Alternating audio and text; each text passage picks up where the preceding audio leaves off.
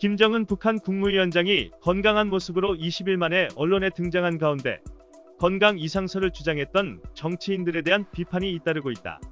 지성호 미래한국당 비례대표 당선인은 99% 사망했다고 주장했고 태영호 미래통합당 당선인은 일어설 수 없는 상태가 확실하다 했었다. 조선중앙방송은 2일 김정은 위원장이 노동절 전날 평안남도 순천인비료공장 준공식에 참석했다고 보도했다. 지난달 11일 평양의 노동당 중앙위 본부청사에서 당 정치국 회의를 주재한 이후 처음으로 공개 행보에 나선 것이다.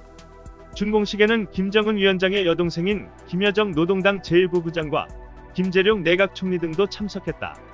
그러나 전날 탈북민 출신 지성호 당선인은 언론들과의 인터뷰에서 김 위원장의 사망을 99% 확신한다며 혈관 쪽 수술을 받았는데 수술로 인한 쇼크 상태에서 사망한 것으로 알고 있다고 주장했다.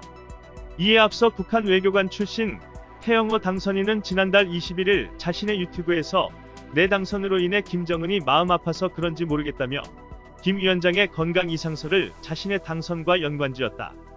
태영호 당선인은 28일 미국 CNN 방송과의 인터뷰에서는 김 위원장이 정말 수술을 받았는지 여부는 확신할 수 없다면서도 한 가지 분명한 것은 김 위원장이 스스로 일어서거나 제대로 걷지 못하는 상태라는 것이라고 말했다. 그러나 김 위원장이 건강한 모습으로 공식 석상의 모습을 나타내자 21대 국회가 개원하기도 전에 태영호, 지성호 당선인은 국제적 가짜뉴스의 주범으로 꼽히며 신뢰성에 큰 타격을 입게 됐다. 박범계 더불어민주당 의원은 SNS에서 이들은 조만간 국민의 대표로 국회의원이 된다.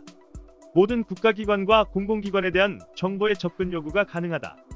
어디까지 허락할 것인가, 얼마만큼 믿을 수 있는가라고 우려를 표시했다. 또 박 의원은 이들이 김정은 위원장의 내뱉은 말들의 근거는 무엇이고 과연 합법적인가? 소위 정보기관이 활용하는 휴민트 정보라면 저들에게 그럴 권한과 자격이 있는가라고 지적했다. 아울러 지난 며칠간 국민들을 불안케 한 선동은 어찌 책임질 것인가? 또 이를 여과 없이 받아쓴 언론은 어찌할 것인가라며 검증 없이 받아쓴 언론의 문제도 함께 제기했다. 김성회 열린민주당 대변인은 두 당선자의 경거망동이 본격적 의정활동 전에 드러나 이걸 다행이라고 해야 할지 어쩔지 모르겠다라고 난감해하면서 두 당선자는 어떤 경로를 통해 잘못된 정보를 취득해서 그런 하나마나한 소리를 하게 된 것인지 유권자와 국민에게 소상히 설명하고 진심으로 사과해야 한다고 촉구했다. 김동혁 경남대 극동문제연구소 교수는 김정은의 건강이 한반도 문제에 대단히 중요한 변수가 될 수 있음을 확인하는 계기가 된 만큼 또 반복될 가능성이 높다고 본다며 이런 식의 가짜뉴스에 대한 대책 마련을 촉구했다. 한편 그동안 말을 아껴온 청와대도 이례적으로 가짜뉴스에 대해 목소리를 높였다. 청와대 관계자는 그동안 북한의 특이 동향이 없다고 밝힌 건 김정은 위원장의 건강에 이상이 없다는 뜻이었다라고 밝혔다. 이 청와대 관계자는 태영호 당선인과 지성호 당선인 등의 언급은 무책임한 발언이었다며 정부의 공식 입장과 배치되는 사망설, 위급설 등을 주장하려면 그만한 근거를 갖고 책임 있게 해야 했다고 지적했다. 그러면서 청와대는 김정은 건강 이상설 등을 주장한 인사들이 비판을 받아야 할 것이라고 강조했다.